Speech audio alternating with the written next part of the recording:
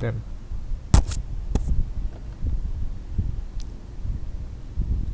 Spend more than just a minute on your case and can actually like cross-check things. At a party, I actually met somebody who has worked in Facebook support. And I don't know if what this person told me is true, but I have no reason to not believe them. And this person was telling me that when you spend at least $100 on ads on Facebook, then you are more likely to get the higher priority support handle. So actually I started to run some ads on Facebook. I was curious about this anyway and to see how that would perform, if that would help and do anything. So while following that strategy, let's think about the second strategy. I could maybe just ask the person. So I registered an Instagram account and just wrote this person a direct message. Hey you, this is the real life overflow. Would you be so kind to give me this account? That would be really awesome. You can reach me to verify that it's really me on Twitter or liveoverflow@gmail.com or Facebook or whatever. This was in July 2018. Then the next day I asked again, and then this person actually responded. That heart is a response from this Live Overflow account. So I was happy. Thanks for responding. This was on the 1st of August. And then at the end of August I tried again.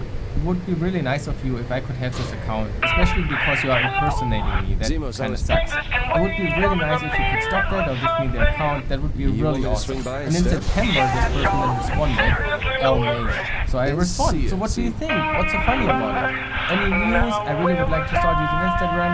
And now we are in March 2019. And then this person responded, sorry, I thought you are someone else. I changed the description. Is that okay?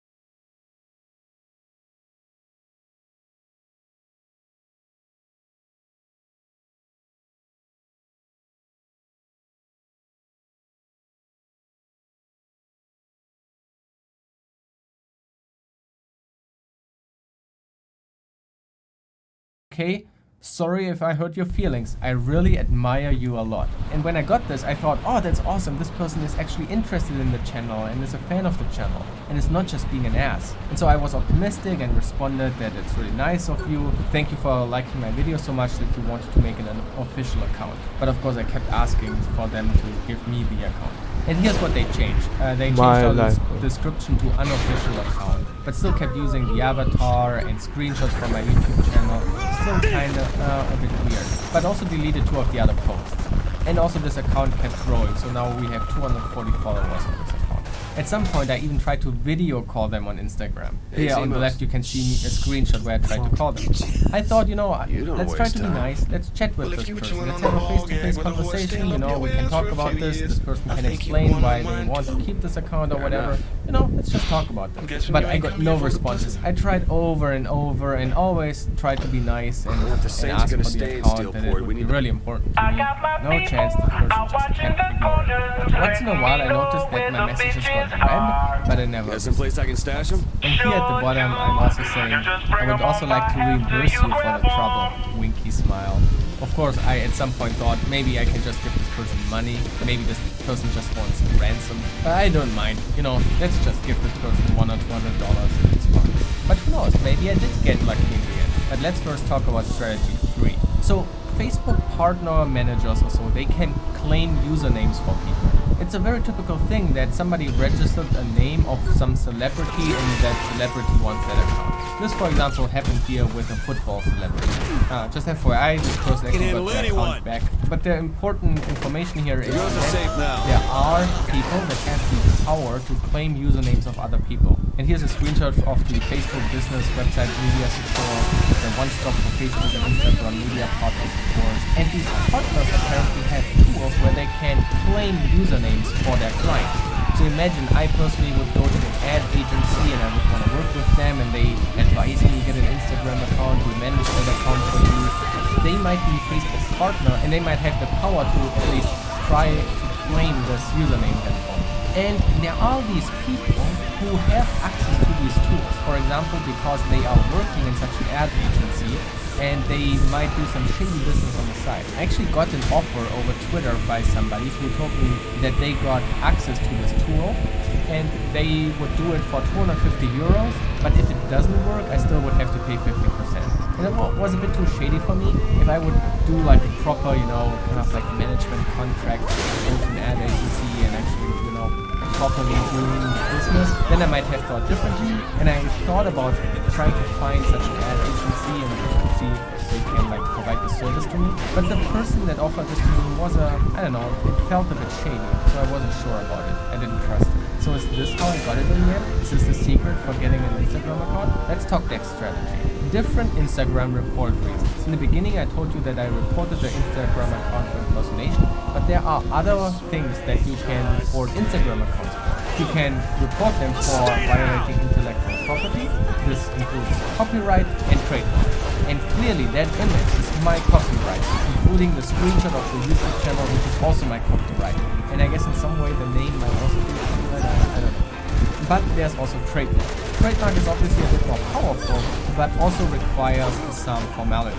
Here's, for example, the German Patent and Trademark Office, and of course I could just go to them and register a trademark, like Overflow register a trademark. But this also gets pretty pricey. So here's just an excerpt from the German prices for registering a trademark. Depending on what you want, it is fairly cheap or can get very expensive. So I looked into it and it's roughly 350 euros for just a very, very basic trademark registration. And then the problem is that this trademark will also only be registered in Germany. And it's unclear if Instagram would even honor that. And I think somewhere in the help it was also talking about the WIPO, WIPO, the World Intellectual Property Organization. And after you get a national trademark for something, you can then go to the World Intellectual Property Organization and then get a worldwide trademark, which obviously costs again more money. So I thought, okay, I could maybe get the German trademark and then I could afterwards get the worldwide trademark. That would be quite expensive, and then I still don't even know if Instagram would give me that account. But it seems like a valid strategy. So did I do that? Next strategy. 5. Mobilizing a mob. Of course, at some point I was a bit frustrated and tweeted about it. I didn't mobilize a mob, I didn't ask for spams or whatever. I just posted my frustrated experience that they don't want to do anything, including the screenshots of the impersonation. But this led to actually several people reporting this account for impersonation. And there are even comments under, for example, here one of the posts, you should hand over the account to the real life overflow. So thanks everybody, you were trying hard to get this account back to you run this shit like a maybe department this is store a or strategy something? to get the attention of Instagram. Maybe the more comments and reports there are for this account, the more likely it is that maybe the report handling is elevated to higher support ranks. And now we come to the more interesting part. So obviously, I show a lot of IT security stuff on my YouTube channel. And so one strategy could be to participate in the bug bounty and find an account takeover vulnerability. And if I find one, I can report it to Instagram and even get money, and I can use it to get back my account. A bit shady, but maybe I did that. And then the last strategy, probably the lamest of all, but it also works. Maybe I get lucky. Here's my Instagram account. This is actually my account now. So how did I do it? How did one of the... Wait, I need to get dressed for the occasion. How did one of the most powerful hacking YouTube channels on YouTube get back the Instagram account? I will tell you right after this ad. VPNs, virtual private networks. Just kidding. I'm not gonna make advertisement for that bullshit. First of all, let me tell you, I would never ever do something like finding an actual vulnerability and exploiting it, or attempt a brute force login for the credentials. This not only is a violation of the terms of services, it is also extremely unethical and would just hurt my reputation as a professional security person.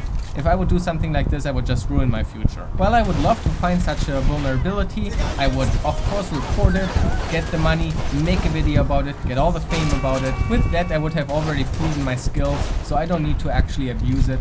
And if there's anybody promising you hacking social media like Facebook or Instagram, don't trust it, all scam. If you want to know what happens when you actually try out one of these dark web hackers to hack your social media, check out Kit Boga's video on what happens when you hire a dark web hacker, and you will learn about how this scam works. Anyway, what did I do now? The solution to everything is on this paper. What am I holding here?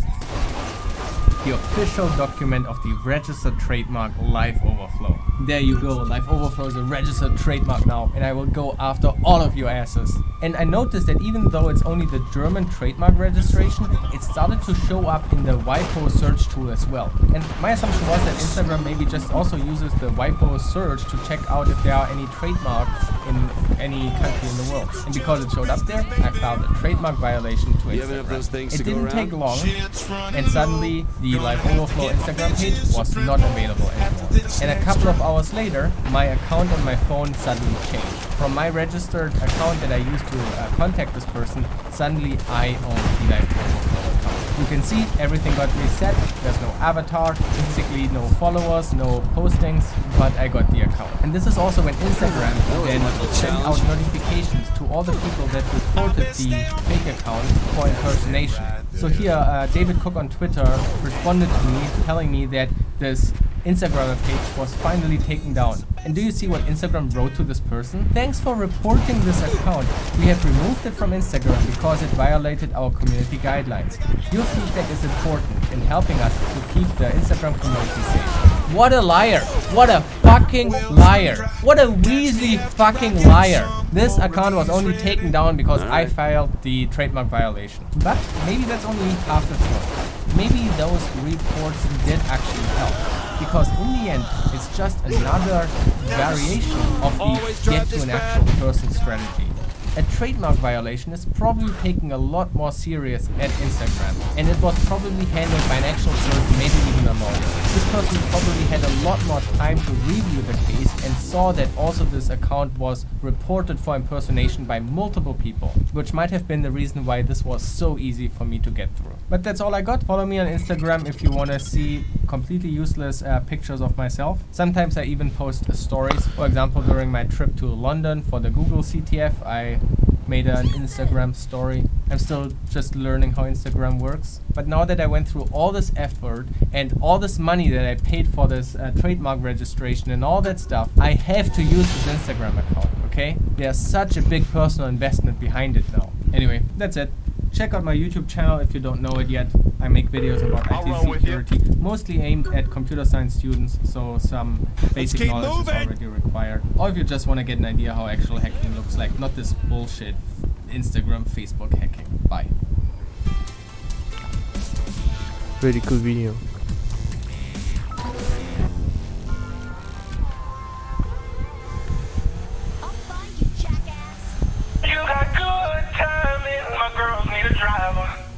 What do I look like to you? Someone who can keep them safe while they turn tricks and make us money. All I gotta do is drive it. That's right. How hard can that be? You'd be surprised. Let me tell you the story behind an iOS jailbreak. More specifically, the security vulnerability being called Sock Puppet that was exploited for this jailbreak. I hope you will see the incredible work that goes into finding these exploits. Maybe you have seen this recent tweet by Ned Williamson. I managed to get kernel task force using CVE 2019-8605 for iOS 12.2, tested on iPhone 6s Plus. Still needs quite a bit of workflow stability. Huge thanks to Bazad for his assistance in achieving a goal I've had for over a decade. First of all, congrats Ned for achieving your goals. And since Ned's tweet, you have maybe seen new jailbreak releases using what some call the Sock Puppet exploit. So in today's video, I want to explain what is behind the bug CVE 2019-8605. And this is only possible because Ned is so awesome that he jumped on a call to explain the bug to me. And by the way, he is also releasing an article about his research over at the Google Project Zero blog. I will make sure to link it below. So I hope you are as excited as I am. Let's head in.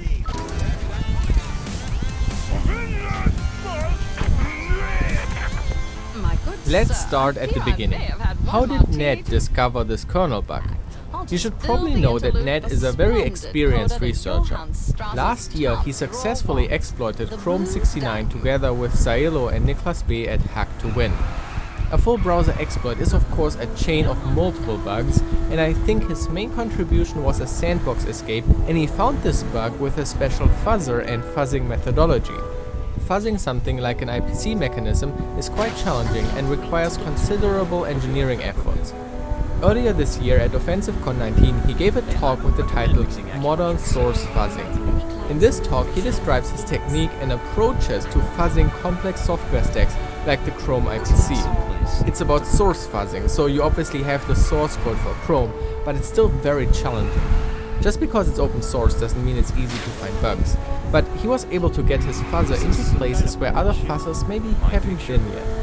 And this is absolutely relevant for this iOS exploit, because at the end of the talk he says this. Let's talk about XNU real quick. So this is my new project I've just started, and same exact technique, very different attack surface, and I kind of keep trying to discover like, okay, how far can I take this thing, and where does it stop working? And so I wanted to test XNU networking, and so what I did was I just took the whole network subsystem of XNU, compiled it with the instrumentation for like libfuzzer and stuff, and then tried to make this little self-contained library in user space. And then, of course, when you go to link it, there's all the rest of the kernel missing, and so it says like, 1,000 functions are missing. So what I did was I just stubbed all those functions out to assert false and just crash when I called them. So that way I could start running and working with this thing, and as it would hit code that it actually needed to work, I would either put that real implementation in or stub it out or put my own mock implementation. So he announced that he was working on XNU, specifically fuzzing the networking step. And what a surprise that CVE 2019-8605 Sock Puppet is a bug in the XNU network stack. That's where the name comes from, sockets, network sockets. So if you are interested about his fuzzing technique to get an idea of how he did it, watch this talk and keep an eye out on his Twitter. He also wants to open source that fuzzer too. Before we head into the technical details, let me just clarify something. You might wonder how he's able to do source code fuzzing when iOS is a proprietary closed source operating system by Apple. Well, here's the official Darwin XNU repository by Apple. And they write, XNU kernel is part of the Darwin operating system for use in macOS and iOS operating systems. XNU is an acronym for Access Not Unix. XNU is a hybrid kernel combining the Mac kernel developed at Carnegie Mellon University with components from FreeBSD and a C++ API for writing drivers called IOKit. So iOS as a whole is obviously more than just XNU with a lot of closed source, but when we talk about kernel bugs and kernel exploits, then you can do research on the open source parts of XNU. And Ned was targeting the network stack. So what did his fuzzer find? Let's have a look at this original report in the Google Project Zero bug tracker. This was mid-March. Issue 1806. XNU, use after free due to a stale pointer left by IN6 PCB detach.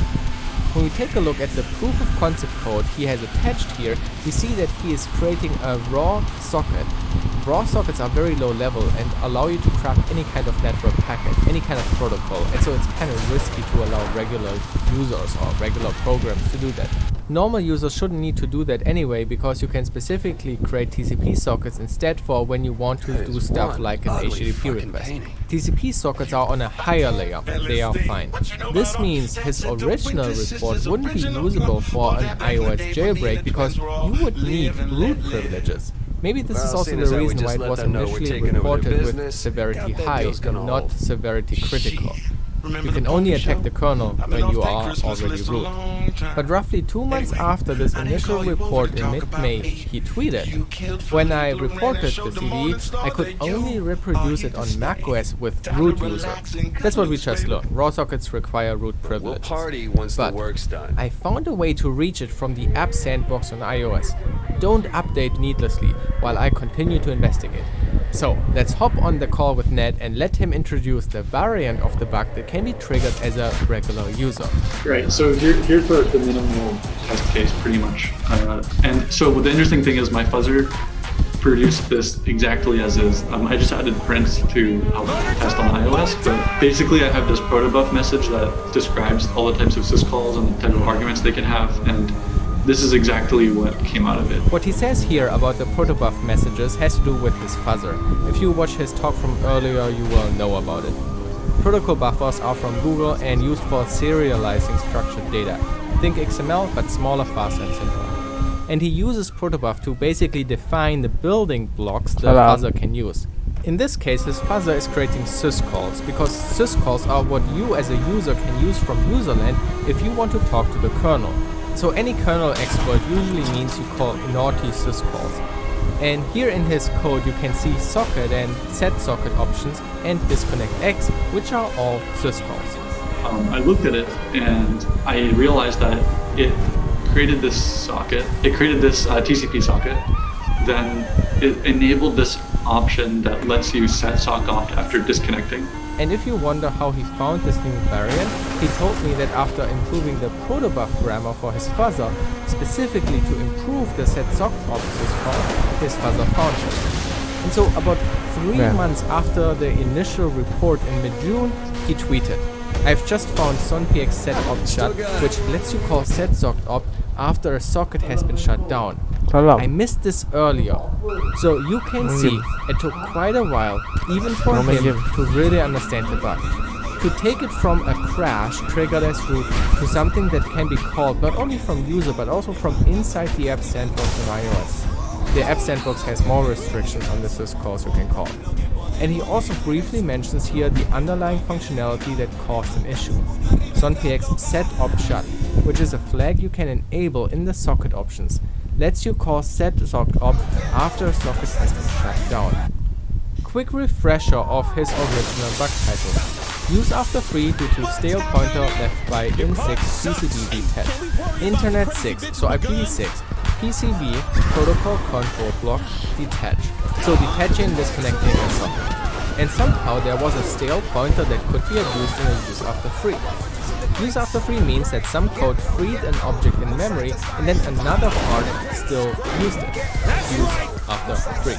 Which means instead of the original object, there could now be random data there and it might crash because of that. Or with some heap grooming, you can maybe control exactly the data that is there, and that could lead to an exploit. Okay, so now I hope you have somewhat of an idea where the journey is going. Now let's Ned take over again. Anyways, let me actually try to pull up the bug. So it's e6.c, and it's going to be, I guess I searched for it last time. There's kind of the programming error, and then there's how it manifests. So the programming error is that basically down here, when we're detaching this TCP session from a socket, then we try to free all the information related to whatever we were doing before we disconnected. And so you'll see here, like, okay, let's free the buffer containing our some type of options, and then we null it out. And then we free this. Here, if we had some options set, we free them and null them out, free null. So you might notice that there's a kind of a pattern here of, it looks like we intend to use these again later because we're nulling them out. So, or at least that should be a hint that it's probably possible. Otherwise, if we were just destroying this object, there would be no need to null anything out. We just have to free it. So the problem is here. So yeah, so we can see, like, okay, if we had IPv6 options, so if it's not null, we'll go ahead and delete everything and then free this buffer. But then the problem is we didn't actually clear this thing. So this should have been set to null. And the problem is if we can keep using this socket after it's been destroyed and access this pointer, it will have been freed by this function, but you know, we can continue to interact with it. Yeah, so it's tricky, right? And so the interesting thing is how you continue to interact with it.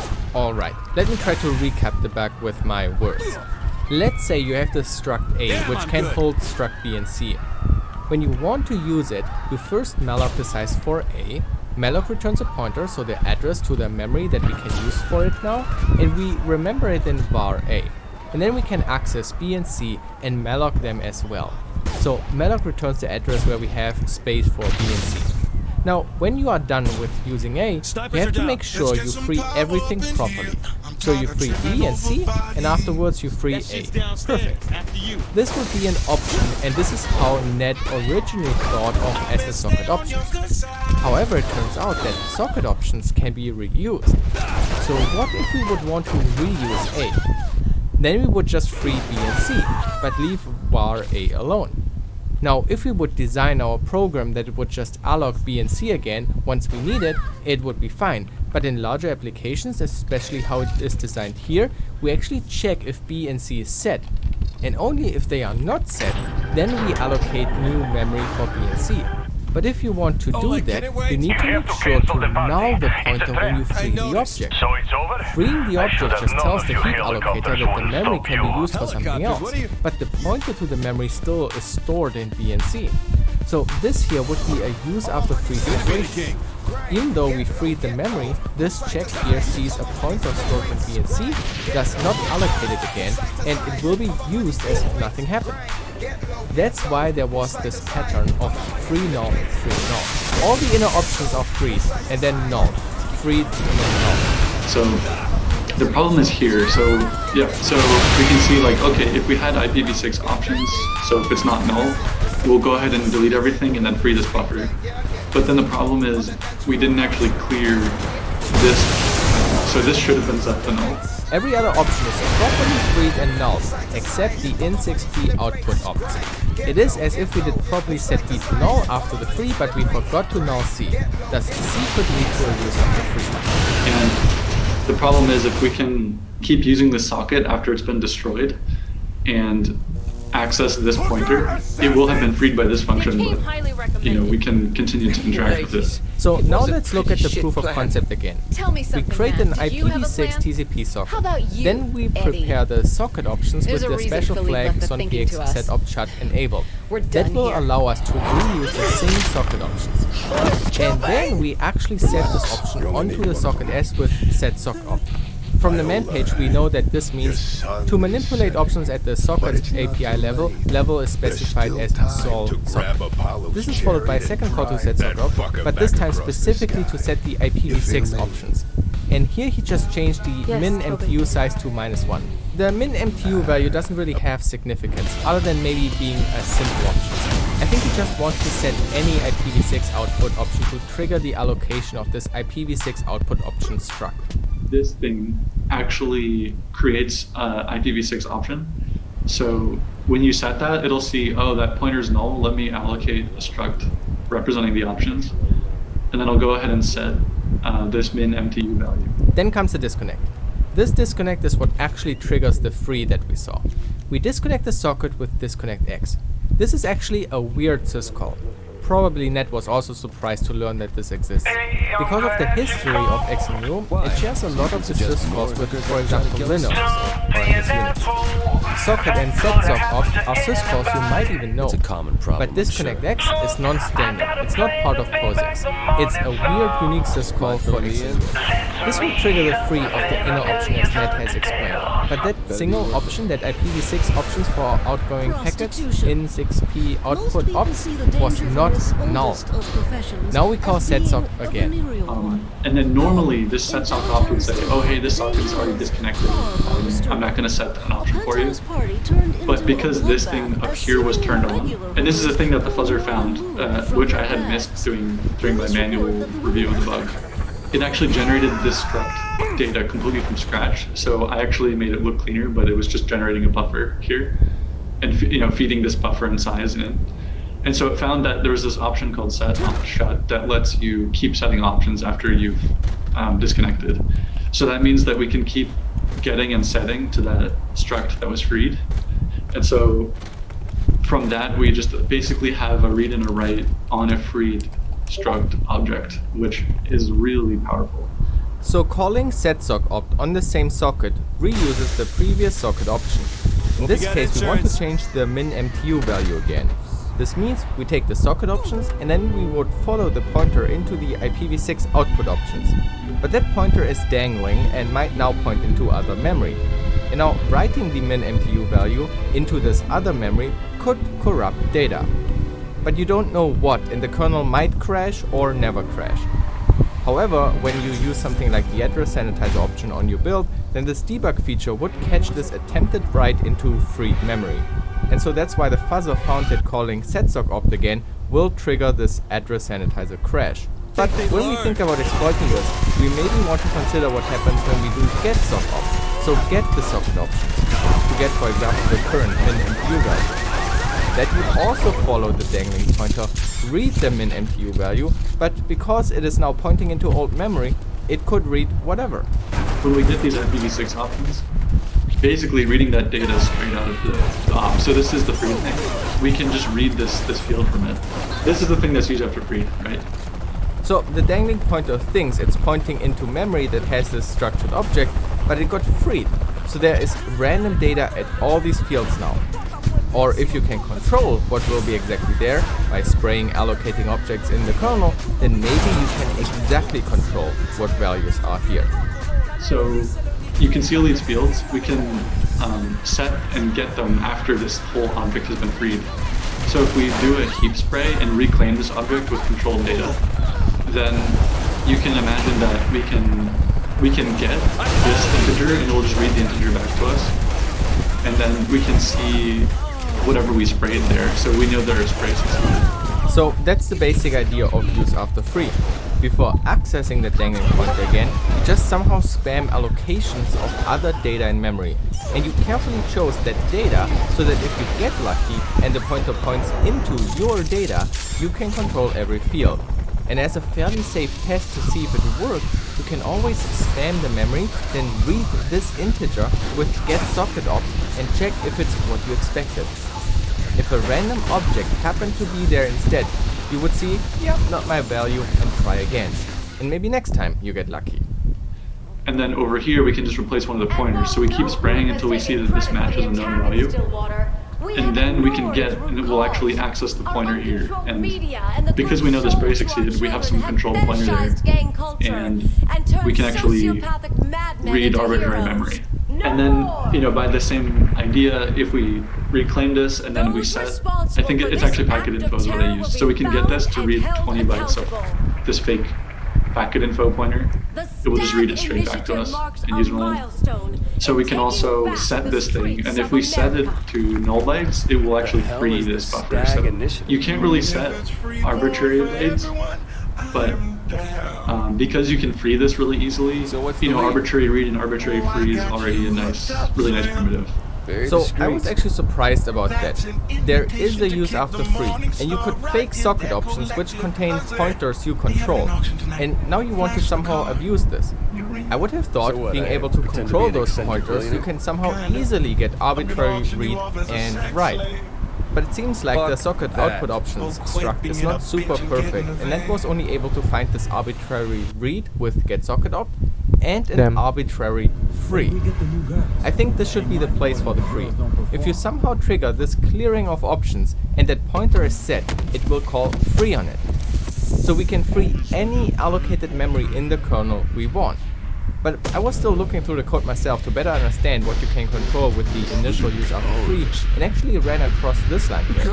This is a mem copy from a buffer you control into the packet info. That looks like an arbitrary write. But actually Ned was talking about it during our call and I had forgotten about it. Only when I rewatched the footage I noticed it. So here's Ned talking about a few of the options you have with the use after free. So if we look at, I think it's this function. Yeah, IP6 set packet up. So here's where we set packet options. So this is the free thing, right? The opt, the IP6 packet ops. So what happens is, here's packet info. So when we go to set it, and you'll see that these other ones are really constrained. So we can write an integer between 0 and 255 here. You know, that's not that useful. Or negative 155. We have these really highly constrained writes into this struct.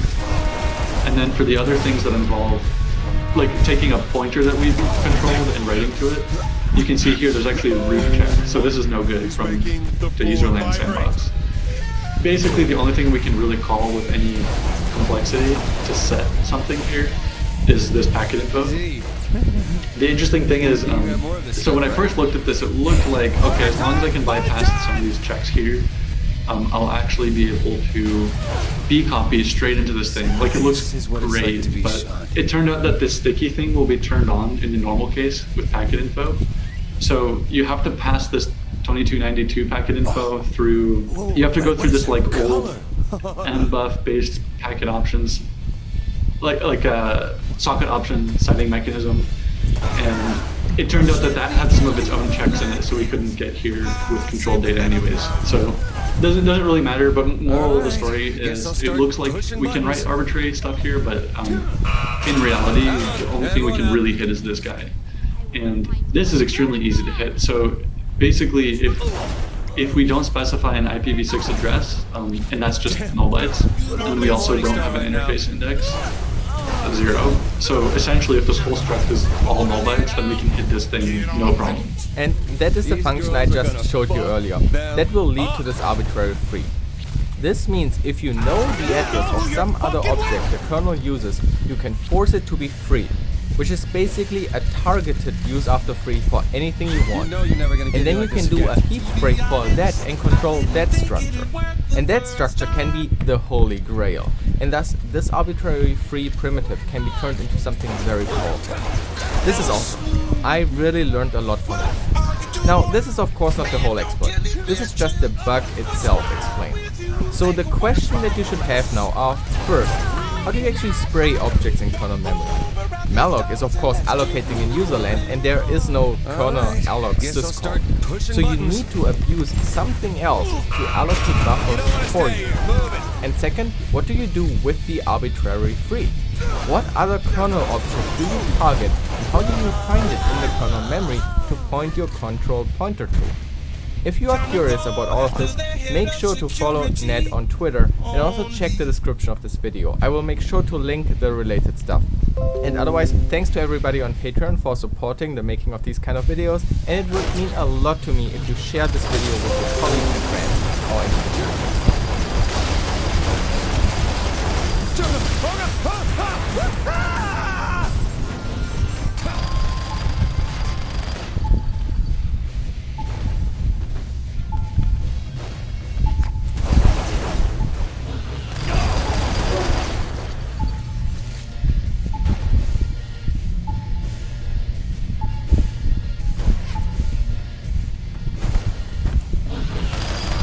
Recently, I get too little time to play CTFs, but John Hammond, who also has a CTF and hacking YouTube channel, approached me and asked if I was playing the Google CTF 2018, and so I was persuaded into playing a few hours with him.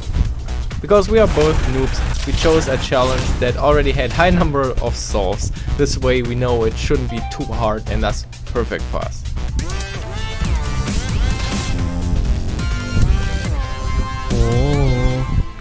JS Safe 2.0 was a web challenge for the Google CTF 2018.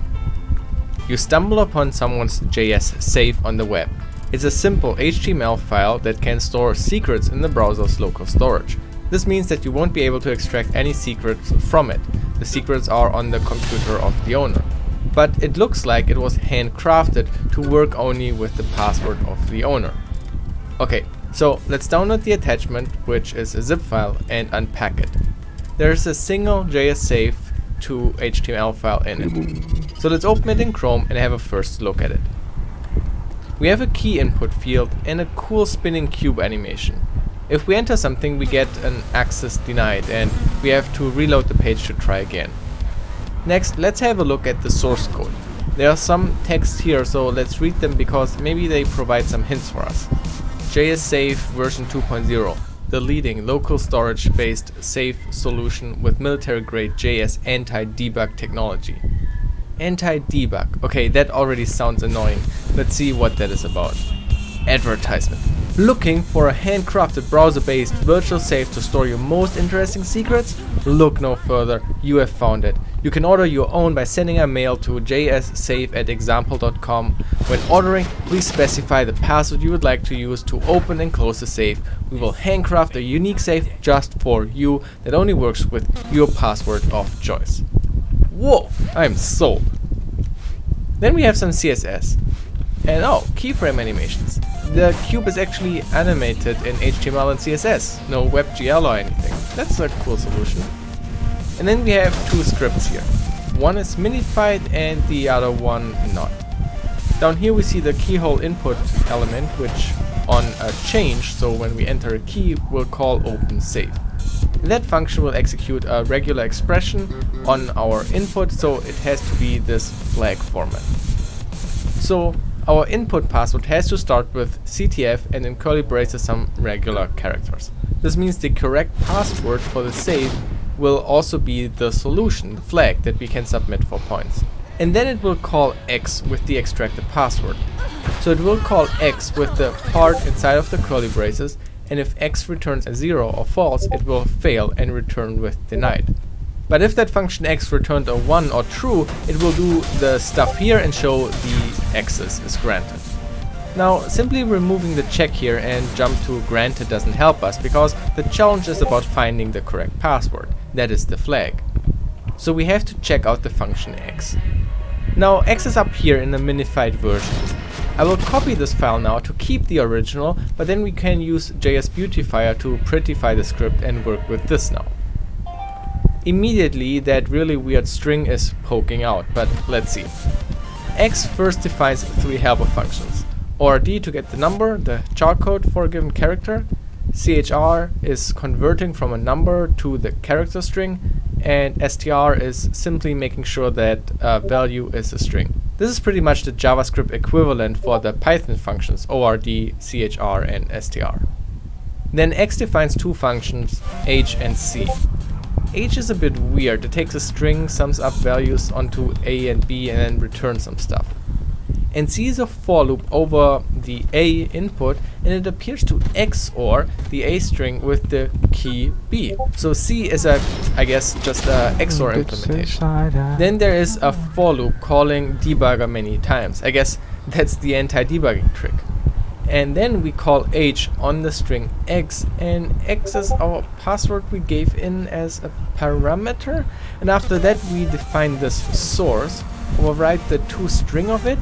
So if you would attempt to get the string representation of source, it would call XOR decryption with itself again, and X?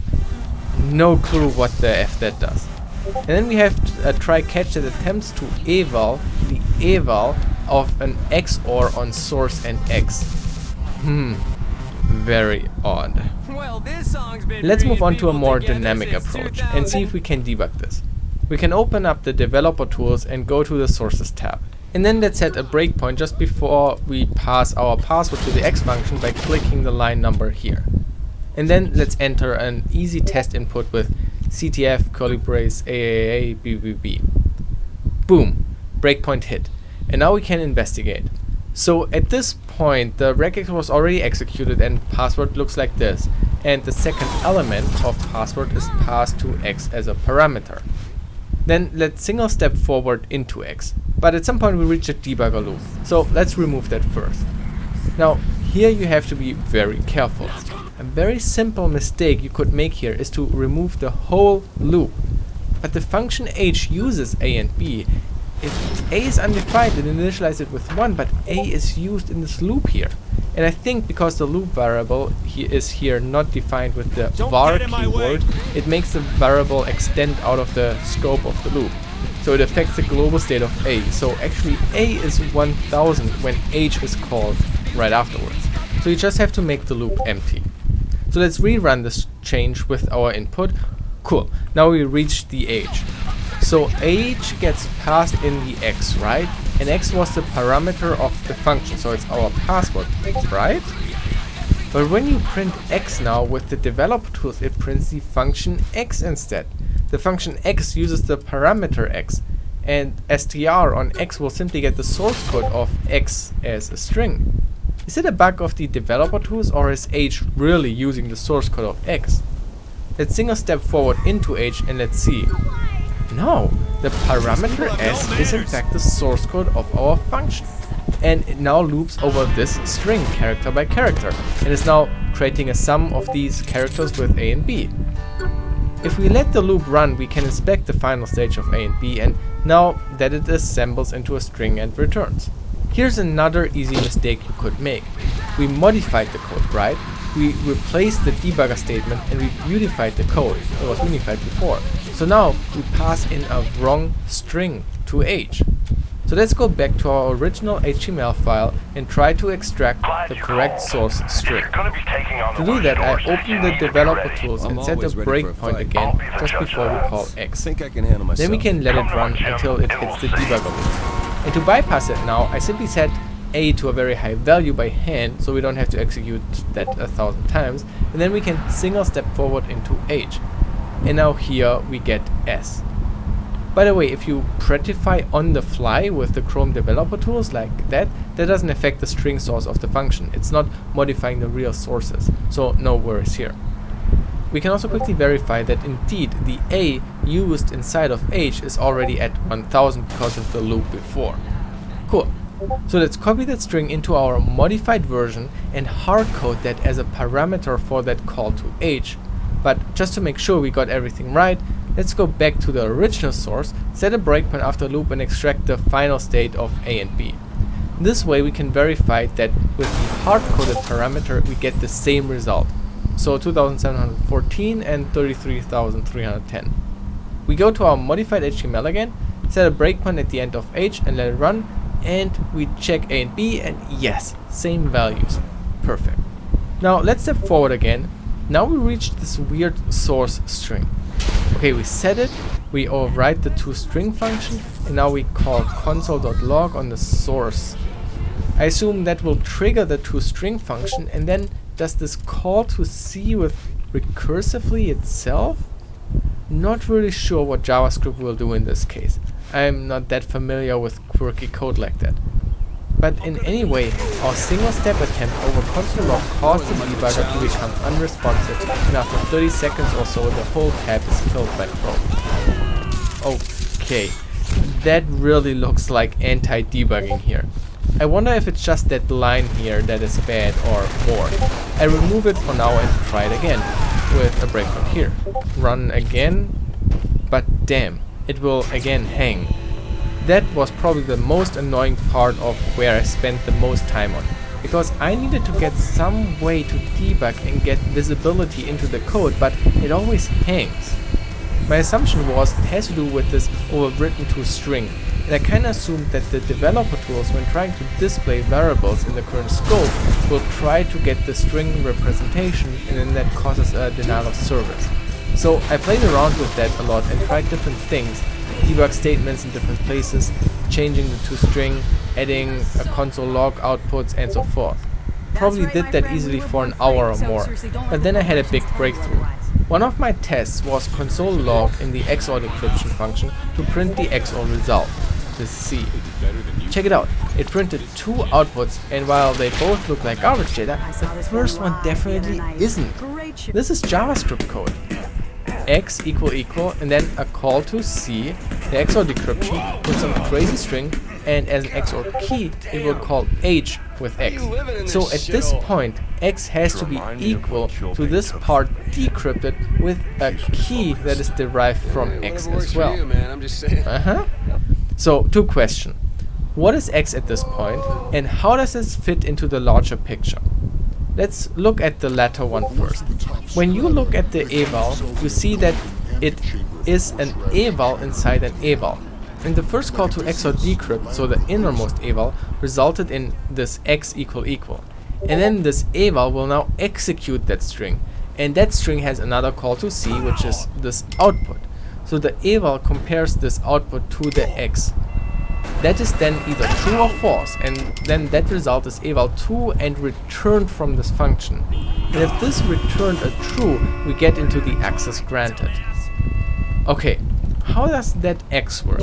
Is that X again the source code of the function X?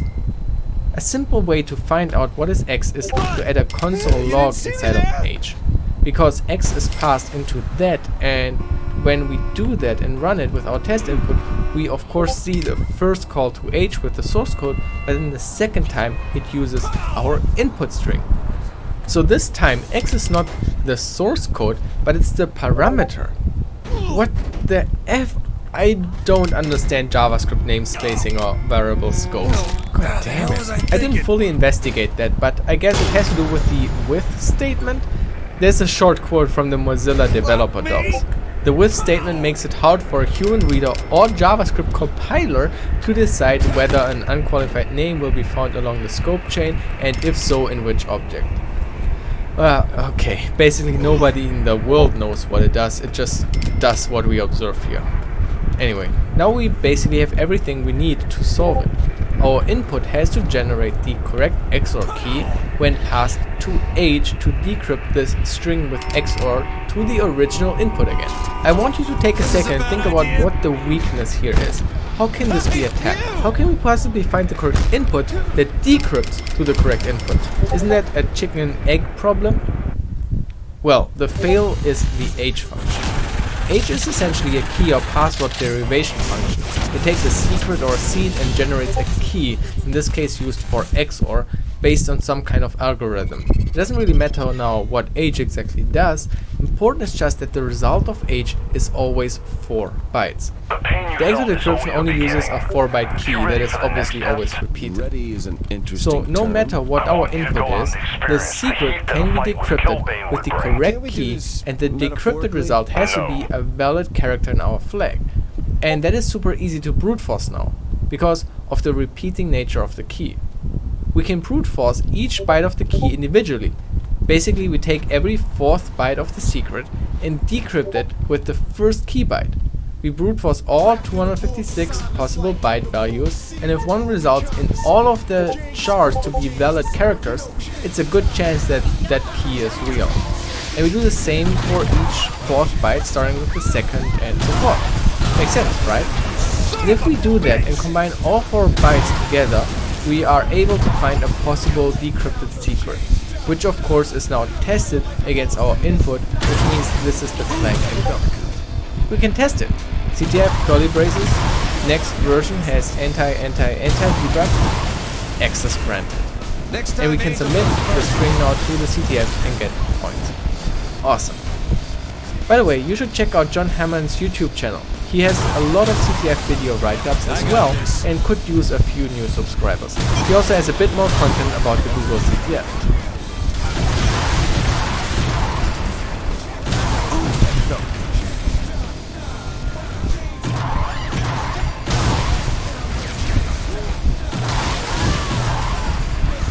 Angel thinking?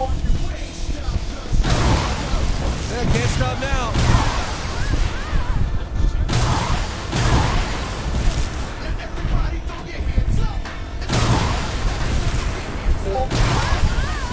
What's going on YouTube? This is Ipsec. I'm doing CTF from Hack the Box, which doesn't stand for capture the flag. It stands for compressed token format, which is that string of digits that changes every minute when doing two-factor login.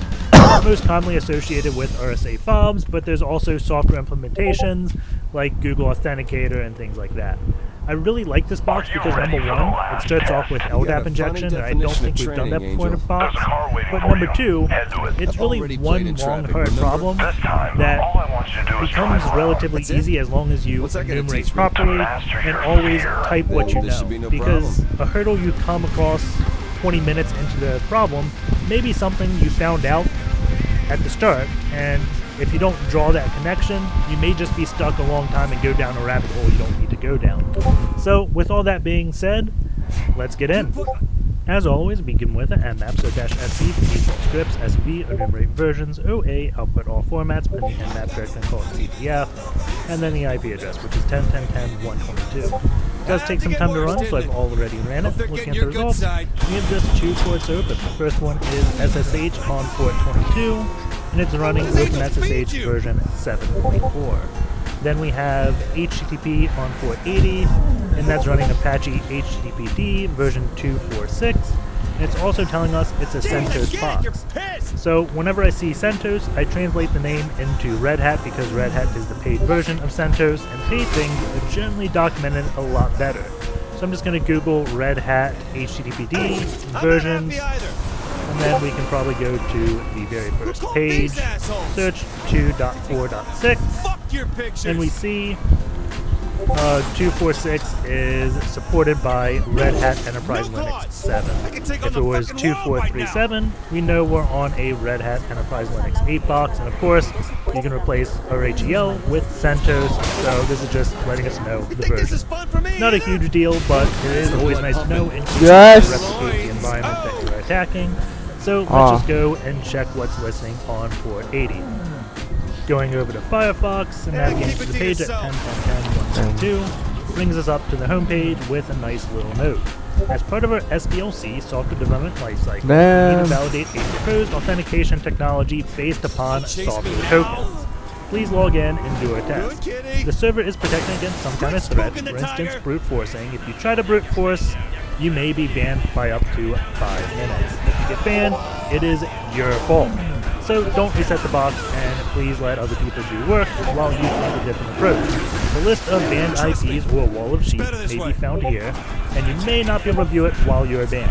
So let's go check out that wall of sheep, and we just see the server status telling us the server is up, gives us the uptime of the server, and we have a list of banned IPs. You could try doing something like &cmd equals who am I to see if you can get this command to change, but it doesn't look like it. We can look at the page source to see if we have any idea there. It's not really telling us anything about how it's running time why. So we can go back to the home page, look at the page source to see if there's any hints there, and it doesn't look like it. So might as well just get with what is asked and do a pen test on this login page.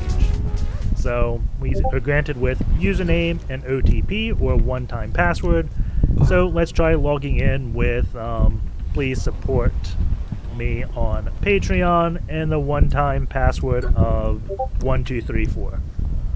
Click login and we get that user is not found. So the first thing I'm going to do is try to do some type of cross-site scripting. I'm putting the bold HTML tag to see if this goes bold, and we get absolutely no response. So it doesn't look like that's working. Can try something like double URL encoding to see if that fixes it. So if we do :b test 1234, let's just send this over to burp to make it a bit easier to edit. So do that, make sure burp intercept is on, click login, go to burp, and we can see it's already doing a lot of URL encoding. So I'm just going to press Control-Shift-U to undo that so we can see what's going on. So I definitely do want that URL encoded. So let's